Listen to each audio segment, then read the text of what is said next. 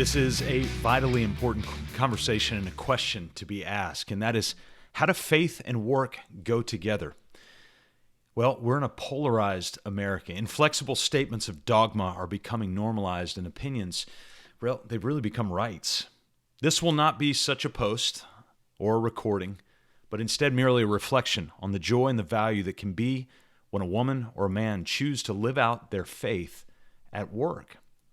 Now, in my faith background, which in full candor is a belief in God and His Son, Jesus, we have a varied history of faith expression, largely based really on the tribe that you were groomed in. For some, it's a charismatic expression in the public view. For others, it's a somber expression in private situations. Most religions have a sect of what I'll call fundamental purists, those who feel it's their duty to protect the brand at all costs, and others have a sect of what we'll call passive attenders, those who are content checking the box of just showing up to the various disciplines, the gatherings, and the perceived duties of their religion. Religion, by definition, I thought I would look it up so that we have a standard definition to go off of, is the belief in and worship of a superhuman controlling power, especially a personal God or God. That belief in and worship of. So as we hold to that belief in and worship of, also we feel a responsibility to both living out and teaching our belief while also teaching others. In fact, in my faith tradition, Jesus himself said it in one of his final statements. He said, "Go and make apprentices of all nations and teach them." So how do we live out our faith in the workplace when any faith can so easily divide and drive a wedge between relationships?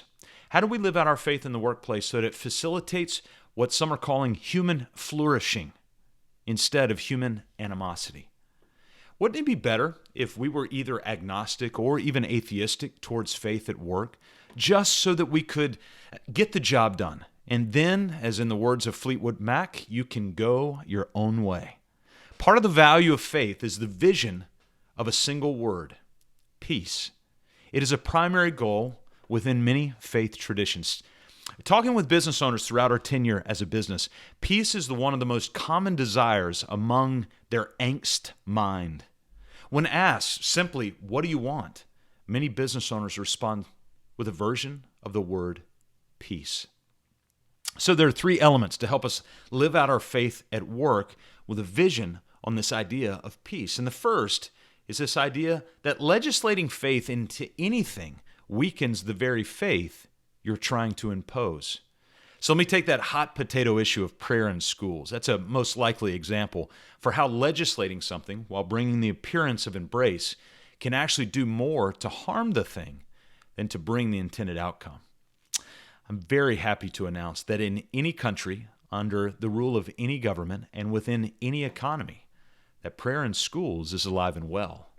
While you may not want to fall on your knees and bring attention to your ritual, it is quite plausible that in the middle of class, walking down a corridor, or eating lunch in the lunch room, you can quietly and thoughtfully seek God in prayer.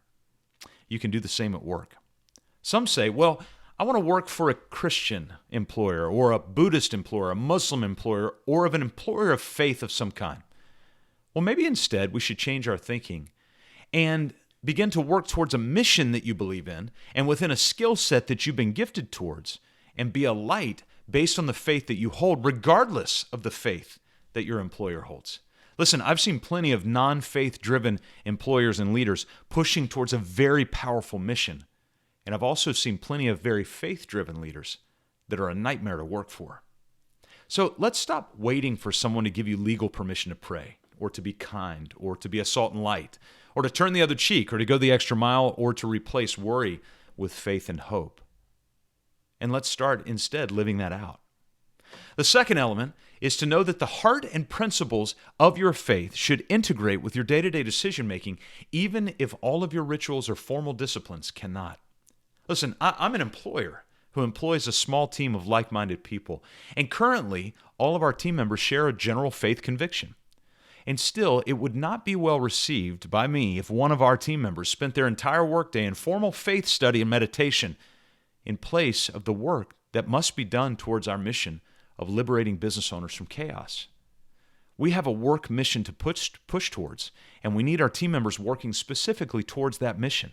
Of course, I strongly encourage studying, meditation, within the personal disciplines of your personal and spiritual growth. I also strongly encourage living out moment by moment the truths that each person gathers as they forge through their personal time of study and meditation. Hunger for right things, laugh and cry with your workmates, show mercy, make peace, keep your promises, show love to those who frustrate you and make you mad. There's no law or boundary against kindness or helpful things. Your business is not only a viable place to live out your faith, it's really a perfect place to live out your faith. Think about it. Business is an area laced with pressure, timelines, and the squeeze of deadlines. Business is an area where expectations are set and often not realized, which requires grace, truth, kindness, forgiveness, and second chances. When many say, live out your faith at work, what they mean is, I must push, persuade, and compel you to believe the same thing I do. When I meet someone who is genuinely kind, thoughtful, intentional, and looks out for my well-being and prosperity, they don't need to push an agenda. The third thing, as we keep that idea of peace in front of us, above all, love. Having already quoted a hippie band from the 60s, I realize I'm at risk of sounding like a flower child in the parking lot of Woodstock sitting in a VW bus pondering the value of peace versus war. But I assure you that my hippie status would easily be revoked based on both my experience and my lack of understanding the lifestyle of the 60s. I really don't get it. A question that would be helpful to ask based on this idea of love, that I've heard from a variety of sources, very simple, and that is, what would love have me do in this situation? Even reading or listening to this post or podcast or video, how would love require you to respond to what I'm saying? Let's assume that the early Apostle Paul, a former terrorist to early Jesus apprentices and an early century religious expert, let's assume he was correct in his definition of love, eventually writing that love is patient, love is kind, love is not jealous or boastful or proud or rude. It does not demand its own way, it's not irritable, and it keeps no record of being wronged. It does not rejoice about injustice, but rejoices whenever the truth wins out.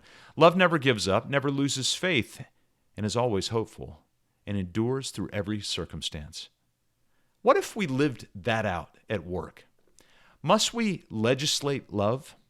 Must we demand that we have the right to wear a Christian lapel pin or pray in the lobby? In our faith tradition, it is common to label certain nations as open or closed to teaching or training on the shocking news that Jesus came announcing. Presuming that the foundation of your faith is love, then it's not true. Countries aren't closed to that. All countries are declared open, assuming you have a relationship in that culture. I've been to hostile areas globally where communism or capitalism have been subject to corruption, and not one has been opposed to kindness, diplomacy, or a conversation. There's no boundary to your faith, not even work. What is required? Relationship. Do you have a healthy business? Are you a healthy business owner? You can take the quiz right now. Just go to mybusinessonpurpose.com/healthy for the Healthy Owner Business Assessment. It's a beautifully designed assessment to walk you through different categories like vision, mission, values, clarity, and implementation. Also, the dynamics of your team, personality, and a variety of other general categories to help give you a score of the health of your business. Once complete, you'll have the range of your score along with an explanation video to help you understand some next steps into being liberated from the chaos of working on your business. So go to mybusinessonpurpose.com/healthy to take the assessment right now.